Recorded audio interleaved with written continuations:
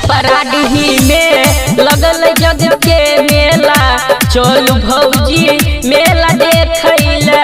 छपराडीही में लगल जग के मेला, चलू भौजी मेला देखैला। जग देखैला भौजी मेला देखैला, जग देखैला भौजी मेला देखैला। छपराडीही में लगल जग के मेला, चल भौजी मेला देखैला।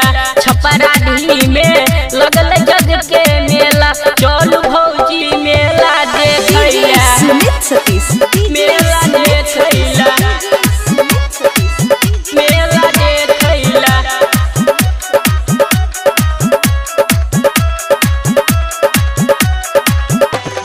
बाबा छै बड़का दियालु, सबके बुझै छै परेशानी।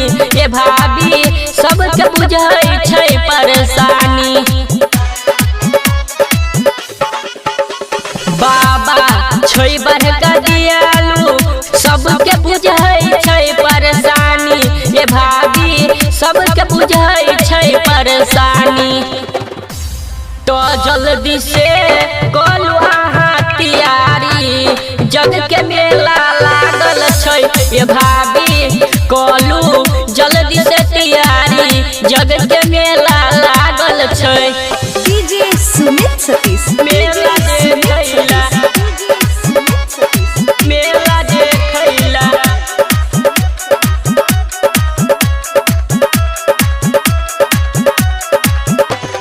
तो लागल छै मीना बाजार, अहाँ के मिलत सोलहो सिंगार। ए भाभी मिलत सोलहो सिंगार। तो लागल छै मीना बाजार, अहाँ के मिलत सोलहो सिंगार। ए भाभी मिलत सोलहो सिंगार।